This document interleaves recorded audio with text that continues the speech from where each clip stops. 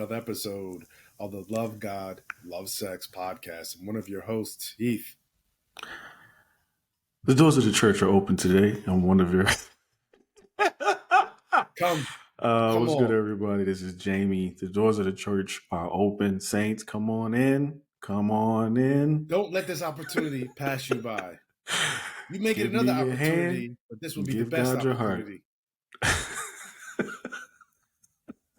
Guys, we have so much to talk about today. Check out our socials at Love God, Love Sex Pod. TikTok, you can follow us. YouTube, you can subscribe. And audio platforms, Google Podcasts, Spotify, Apple Podcasts, at Love God, Love Sex Pod. With that said, today's episode is a reaction episode, really a response episode to a powerful yet brief TikTok, or brief yet powerful TikTok, by a holistic psychiatrist named Kelly Brogan, MD. All one word, Kelly Brogan, MD. Check out her work. And she has this video pinned at the top of her profile, which is called Infidelity is a Symptom. So what does she mean by infidelity is a symptom? She did a very good storytelling technique that happens in TikToks most times. She opened up with a story saying, I yesterday was out and about and got hit on by two married men within a 3-hour time span. And while I initially just went to revulsion and thinking about how I felt sorry for their women, I had to think about what leads to infidelity. And cue, change and transition, and she goes to a whiteboard, draws a man, draws a woman, and says, in a relationship, a man contains a woman, provides containment. What does she mean by containment? She means provision, protection, safety, thinking being contained in a castle or contained in some kind of hyper silo where, the issues of life or the dangers and perils of life are very difficult to reach you. What does that man get in return? She says on her whiteboard, respect, honor. And she uses really the word respect, and she hones in on that. And the moment that woman stops giving him respect, as she crosses it out on the whiteboard, it sows the seeds for infidelity. And she draws little seeds, little dashes and lines. And she said that leads to infidelity for two reasons. One, if that man has not healed his mother wound, which we're going to talk about today, and integrated that mother wound into his holistic self, he is now looking for validation for himself from other women. And this goes back down to the woman. Most women, they will lose respect for their man for a lot of reasons. One, if he's not taking care of himself, you met him, he has an 8-pack, and now he has 6 8-packs around his hip area. He's off mission. David Data in his work, The Way of the Superior Man, talks about this. If he is not adamant in putting his mission first in the relationship in order to add value to himself and to the family, that throws him off. Or if the man is just not meeting her needs, and this is just my insertion, kind of a piggybacking on what she says, the woman generally breaks respect. And she goes, most women know that the point of where they lost respect for their man. They know the point. They know the time and place, the longitude, latitude, where they were at when they lost respect for their man. And so what she goes on to say is that realizing that in these relationships, infidelity can be co-created between the spouse, the woman, and the man. And that if you are out and about and you're being hit on by a married man, now at least she's addressing this to women, you're not superior to him. You're not better than him if he's the one cheating. Look at it as an opportunity that if he approaches you, to recognize within yourself the red flags and the warnings that tell you he is not the man for you. And once you start doing that, that builds up self-knowledge and self-awareness and allows you to say, something's off and it's not in alignment with what I want. I need to step. And that is how she ends the TikTok. Go watch that TikTok. It's brief. It's in TikTok world, it's like watching a 2-hour documentary. In human world, it's a brief TikTok. We wanted to talk about this because Jay and I have mentioned infidelity. We've discussed infidelity. We've both had brushes with infidelity on some level, whether marriage or dating. And oftentimes, those who cheat are labeled, tarred and feathered, or people try to tar and feather them, and they wear the scarlet letter. But so many times, especially in the case of women and men, if the man's a cheater, no one's really talking about what leads to the cheating. And oftentimes, men who are cheating, and oftentimes some of them, right, are men who are habitual cheaters. They're into womanizing. They're into getting as much pussy into their bag as possible. But we really don't explore some of the other issues, as Kelly Brogan did so eloquently, that show us infidelity is a symptom. Now, the question is, a symptom of what, Jay? Whoa. Yeah, that was a lot. That was a lot. I mean, I really enjoyed the clip. Listening to her break down, or really just showing compassion for a group, usually a cheater, a man. And like you said, normally people don't necessarily care about the why in that conversation or what led to that. Speaking from experience, I know when I was going through issues in my marriage, after I stepped out, the marriage counselor actually mentioned this in a session one time about how the scenario of infidelity is co-created. Now, I don't think she meant to convey that there's fault on both sides. I just think she was just trying to say, like, when you look at it as a whole picture, it's not just one person, or at least in my scenario, it wasn't just me making the decision to because my wife wasn't enough. You know what I mean? It was, well, it was that, but it wasn't that she wasn't doing enough. It was that she had said something that made me feel like I wasn't enough. And then someone else was building me up and it made me latch on to them. And that's where, you know what I mean? I decided to make that choice to step out. Mm-hmm. But it wasn't like, um, my wife had any fault.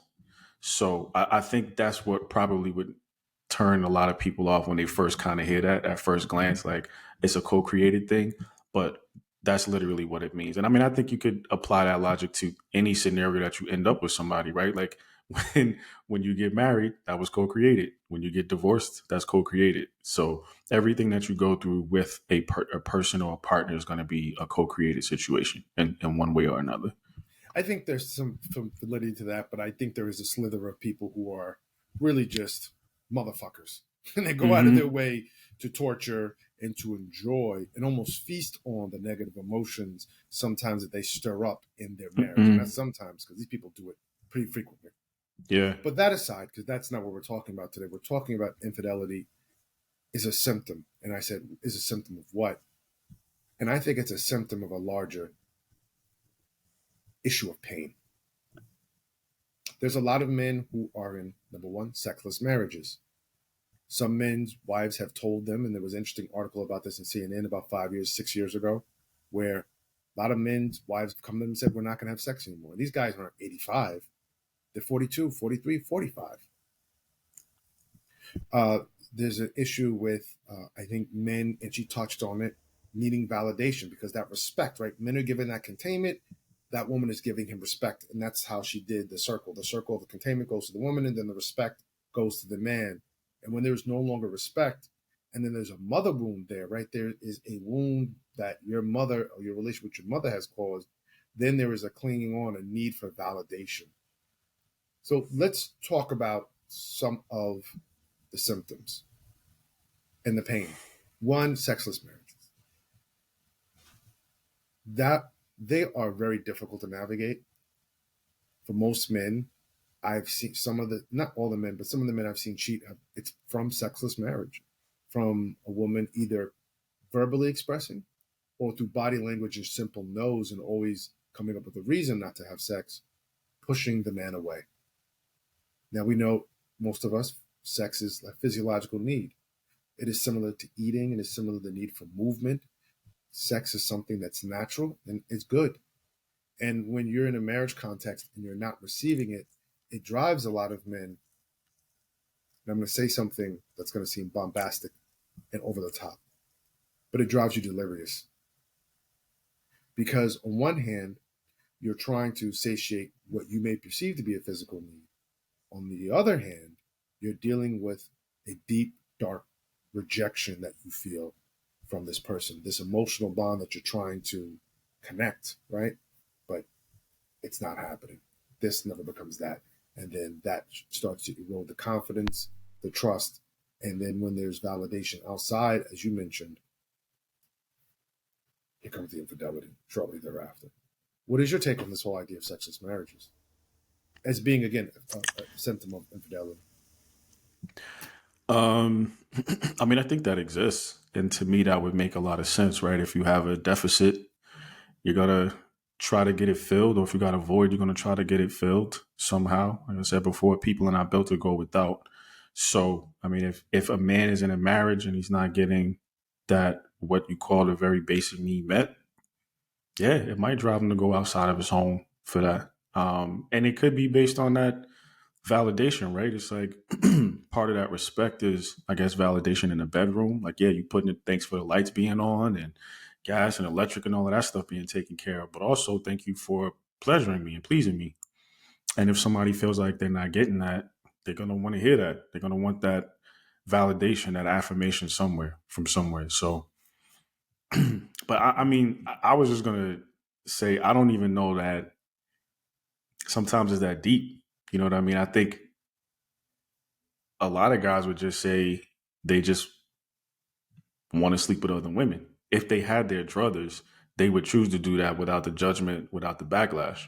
So it's almost kind of like there may be a narrative, there may be a why, but the why may not necessarily be as deep as a mother wound or because he feels like he's not being affirmed at home. I mean, I know men who have said they want to do it and they're getting all that they can at home. Guys who are in like really good marriages have talked about wanting to sleep with other women. Now, I don't know if the conversation changes if they actually go and do it, but even the guys I know who are in the best marriages have admitted to wanting to step out. So sometimes I don't even know if it's about there being a deficit in the home. Some guys just, it seems like, most of the guys I know would do it just because they don't need a reason. And I think that is definitely a segment or a portion of the male population for sure. And even the men who may be doing it because they were spurned or they felt rejected might have had that as a baseline. I'm not denying that. What I find to be very interesting about this psychiatrist's analysis is the fact that she's really underscoring the emotional breadth and depth of a man. Something that we've talked about constantly on this podcast that I believe does get ignored in these larger conversations around infidelity and around men stepping out.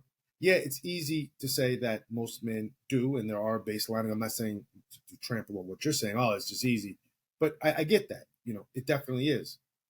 I just see it that there are many men who, if their relationships were better, if their emotional needs were being recognized, if they did feel connected and they were being affirmed in that cycle that she discussed, containment, then respect, that would encourage them, that would form a strong emotional foundation for them to think a little bit better and clearly about what they're sacrificing when they're going to just follow up and seek validation outside of the home. For some of the men who do get it regularly, that is, for some, I think, a great way of them staying within their center, staying within themselves. For others, it's not, as you mentioned.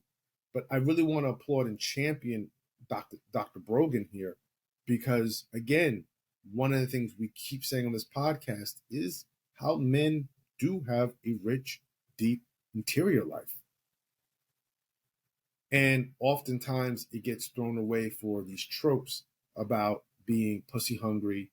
Fuck, if I can get as much as I can, I'm going to take it.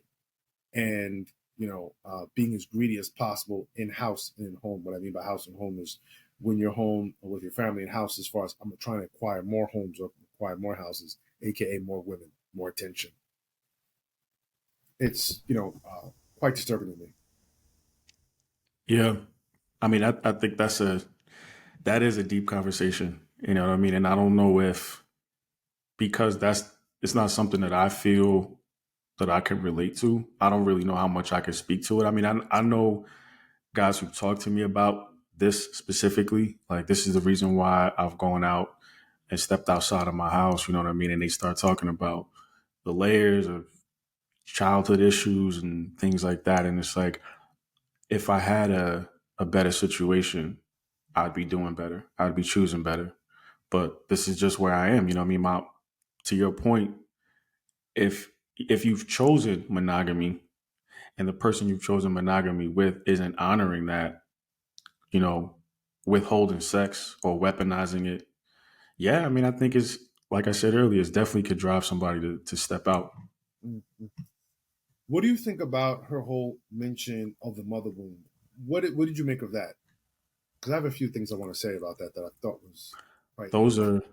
are they really do cut deep. And I mean, the longer it takes for you to address them, I think the more problems, the more layered your problems get around emotions that are attached to that wound. So like the older you get, like if you had an abandonment issue, your mom as a child, right?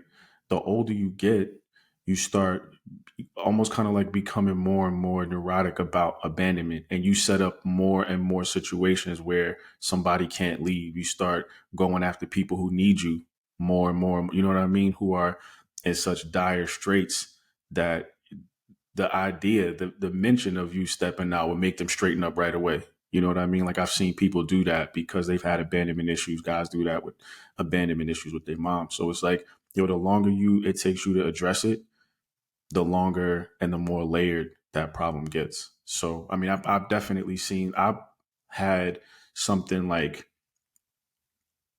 not feeling validated with my mom, but I don't necessarily feel like when I stepped out or the way that I've been with women in my life was because of that.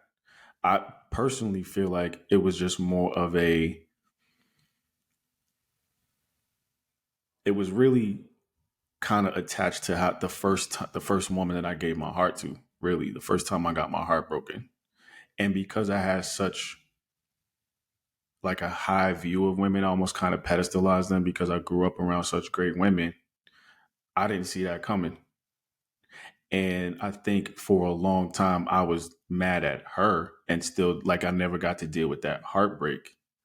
And so I took that on a lot of other people. But it wasn't because of a mother wound. But I think if a man's mother wound is kind of centered around either abandonment or not being affirmed or something like that, it can definitely show up and kind of materialize and manifest in their romantic relationships for sure. Yeah, I have a hard time with the mother wound because I'm not too sure if I understand what that is in layman's terms. I'm not saying what she's saying is false, by the way. She's a psychiatrist and she's the expert, so I'm going with what she says. I'm just talking about how I'm tracking with it, with my limited knowledge and even exposure. I find that hard because the mother wound, I think, to me, seems to be very convoluted. It's convoluted to discuss because there's so many different wounds, I imagine. And then it's convoluted to discuss because of how it could possibly play out. Again, from my vantage point. Now, there's another TikTok video making the rounds with a kind of maybe early 30s, mid 30s white guy who talked about his bettering his relationships with women once he healed his mother wound. Now, I didn't stay and listen to that TikTok. He's a guy with like a baseball cap on and beard, and he's looking kind of like forlorn and serious. He's pensive as he's speaking. He's in front of a crowd like some kind of stage format. I just don't know who he is. And if I find it again, we can talk about it. I'll send it to you just so you have context for what I'm saying. But he talked about healing his mother wound. And I've heard men talk about abandonment issues, but even if their mother is there, there's emotional abandonment. There is never giving them fulfillment or affirmation, support. I think a lot of young men who don't feel that they're in tune with their mother at times will use their relationships, from what I'm gathering, to practice out sometimes hatred towards their mom or disdain towards their mom or confusion that they have with the relationship with their mother. And it becomes quite complicated. And this is why it becomes convoluted because when men are talking about healing, or I believe when I'm talking about healing, I'm always looking at it from the lens of being accountable and responsible for your healing and thinking about your healing in a way where you have agency and you're going to do work. You're going to go through a lot of pain, as the Mark Bell Project talks about their podcast, torture. Your ability to be success is directly in there is correlated to your ability to sustain torture. So you're going to go through a lot of deep gut-wrenching, heart-wrenching experiences. And you want to give people templates that are grounded in reality and that they can at least adopt and modify for what's going on in their lives. And when we talk about mother wounds, again, I do think we just need deeper psychoanalysis around that. And it becomes harder to kind of make it part of, again, the layman's conversation. What does it mean that your mom rejected you? What does it mean that your mom doesn't believe in you? What does it mean that your mom provided these limits on you? And how does that carry on to your relationship with me? I do think, though, what I do notice is that there is some kind of weird dance between men and women when their moms are in the picture. I've seen this happen in relationships, marriages, when men stick up for their mom over their wives. I found that to be weird.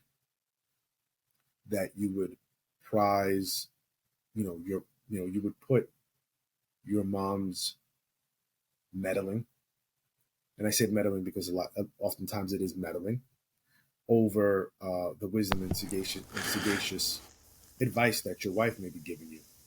I find that to be odd, and I don't know what that is exactly. Again, I am limited. I don't have the psychological or psychiatric skills to do that. So that's just what I wanted to say about the mother wound, because I do see it as valid. It's just I think it needs to be broken down more. But Oh, for sure. yeah, so let's talk Real. about this third point that I had mentioned earlier. In And I actually want to deviate off that too. What does it take to repair these relationships? Because one of the things that I'm hoping people see is that some of the men who cheat aren't doing it maliciously or just out of habit. Yes, you mentioned those men exist, or those men who just have that default. You believe that a lot of men may feel that way, but there are men who are controlling themselves. And what happens when someone can't control themselves or seeks that validation outside? I'll give you a perfect example. I remember driving around with my cousin of mine, and our family was getting ready to go through some problematic times. And what came of light, we were driving and we were around Columbia University in New York City. And I said, before I got married, I would judge very harshly men who cheated.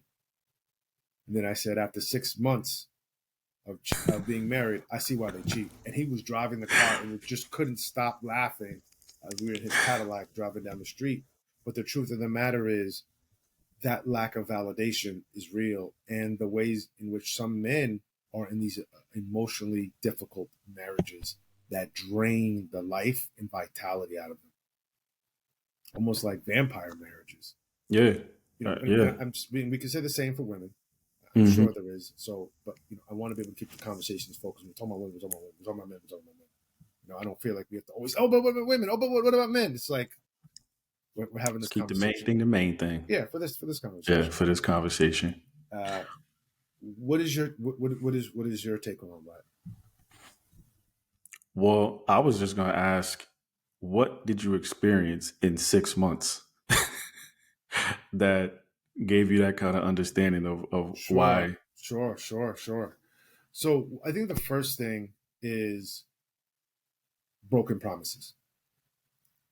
Oftentimes, before you get married, if you're being communicative, which I was, not perfectly, of course, but I was, there is conversations about what the expectations are of the relationship, and usually that's followed by a bunch of yeses. Yes. We're going to do all that. That's going to happen. This happen. And then once the marriage happens, it's that old Sinbad joke from that show Brain Damage. As soon as you say yes, I think some things need to change up That in bait and here. switch. That bait and switch, huh? Yeah. I don't like your attitude. That's, she starts giving you a whole different side of her, or a whole different person that you never thought you would see. I've heard married men saying the sex stops. Like literally, sometimes it just stops, just evaporates. Others talk about, someone who does all these, chores, or someone who does all this cooking, or someone who, brings a certain amount of income. And then all of a sudden, whatever routine, goals, or habits someone had, they stop, which is one of the reasons, you saw as a foundation for how you guys are going to live successfully together. I don't care if it was in the house or outside of the home, it stops. So there's this broken promise or missed expectation, and it comes off very deliberate. And it comes off like lying. I mean, I've seen people talk about wives basically becoming another person in order to meld themselves and mold themselves into their partner. And then as soon as they get married, the old self comes out. And I once saw recently, I think Jia Ying Summers was talking about this, a very famous Chinese comedian. She's great. And she was doing some interviews out in New York City and was asking women, if I remember. Oh, no, she was on this interview. Someone else was asking where they said, what's the thing you've done to impress a man that you're never into? One woman was like, I got into hockey. I wasn't into hockey. Oh, I acted like I was into EDM or this type of music or this type of food or restaurants. Also, I can be with this man. Now, those relationships broke up. They weren't married, but that is a big shift and change once you go from being in the EDM to like, well, I won't lie to you, I never really got into that. I was always into gospel, and it doesn't even come out like I didn't lie to you. It comes out as, yo, you want to go to this EDM concert? Not really feeling it. Instead of EDM, why don't we just do this Mary Mary concert? Why don't we go to see the old, Alabama Blind Boys review? And then slowly but surely, after maybe pushing and pulling for like a year and a half, I never liked EDM in the first place. You did. You're like, yeah, but you never said that to me. So here comes out this new person who you didn't even know existed. And why was it suppressed, or why were you changing? Is that what mattered to you, being with me or being married? I've been there. Yeah, I've been so it's basically like in that first 6 months, the reality of broken promises Mm-hmm. started And to sink in. yeah, and the fact that someone was almost, at least this is the way you perceive it, conducting theater with you. Mm-hmm. Yeah, I Because mean, authenticity is big for guys, I think. yeah, Denzel Washington isn't a corrupt cop in the streets of LA driving Ethan Hawke around. That's a role he plays. Right. He comes home and tries to tell his wife and John David Washington, you know what I mean? And King Kong ain't Malcolm. got shit on. Right. We're calling 911. We're gonna get you some medication. Mm-hmm. If Johnny Depp shows up and tries to tape a bunch of scissors to his hand because he thinks he's Edward Scissorhands, they're gonna probably try and institutionalize Johnny and get him some medication. So there's this theater that's going on that you feel, and then you were duped, manipulated, lied to. You were the mark, and you got. I'm not saying this is what it is. I'm talking about what I've experienced and what I've seen some men talk about. The change up that just is ever so subtle, but very apparent once the I do happens. I think this is not personal to you, but I think that does happen a lot where men get manipulated into relationships. Not Mm, maliciously, but I think women feel like they have to show themselves as integrated into what the man wants to do in order for him to feel safe. So you may have very well been manipulated, but I think it was just really it just kind of came to me right now because I feel like I went through the same thing. Like the person I saw in front of I do before, it seemed like they were a lot more into me or integrating into my life and what I was trying to do and who I was trying to be before I do. mm, mm, And then it was like on the other side of that, it was like the expectation was that I was going to change to be more of what they wanted me to be. mm, mm, mm, You know what mm. I'm saying? And so it's like I felt the same way. Like, well, yo, before we got married, it was this, and this, and now on the other side is that, That. and that. um, but I know we're coming up on time, but I just wanted to give you a chance to finish talking about that and like how it brought you to like, damn, this made me definitely feel like I could step out.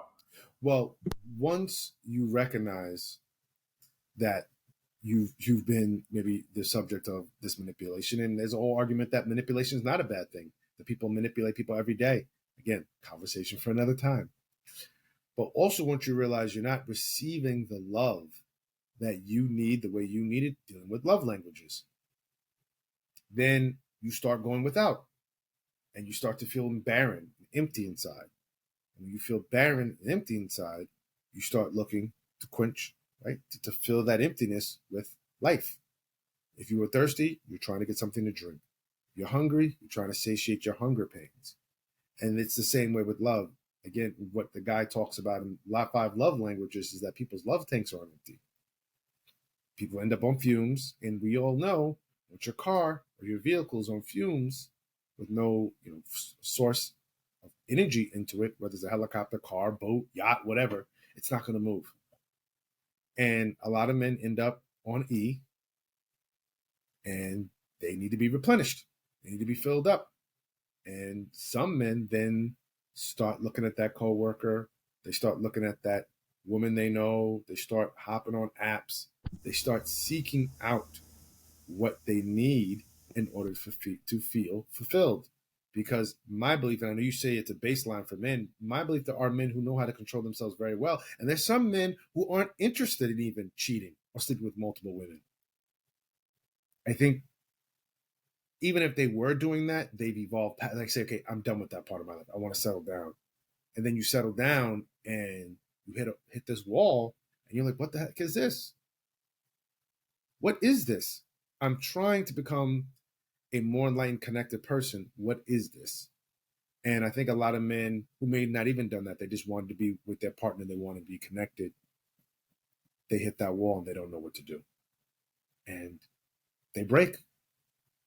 Hence the name of the title for the show, or the Kelly Brogan TikTok, Infidelity is a symptom of something larger. And I want to really use this occasion, this podcast episode, to break up the idea that all men are dogs and that all men just think one way. There is a deep, rich emotional life to men, and men still need to be accountable, and men still need to be responsible for their actions. That doesn't mean that the infidelity is okay. It means there is a problem. There's a problem. If we're starting now to look at alcoholism like a disease and drug addiction like a disease, it sounds like Dr. Kelly Brogan, is proposing a model where infidelity is looked at in the same kind of disease model. Again, it's like all diagnoses, it's not one size fits all. Like we said, there are going to be men who are narcissists who just habitually cheat and carry on and hurt. But I think there are for men who, when their wife sits them down and says, I'm not having sex with you any longer, or has gone years without any affection or deep love, what do they do in order to feel replenished? And on that note, I think you might be on mute, Jay. Oh yeah, I'm gonna say, and on that note, Thanks for listening to this episode. We're available TikTok, YouTube at Love God Love Sex Pod. TikTok, follow YouTube. You can subscribe. Audio platforms: Google Podcast, Apple Podcast, Spotify at Love God Love Sex Pod. Go ahead and smash that subscribe button rather. Also, we're available email connect@lovegodlovesexpodcast.net. Open to show ideas and suggestions. Always looking forward to hearing from you. Thank you for listening to this episode. Until next time, take care. peace.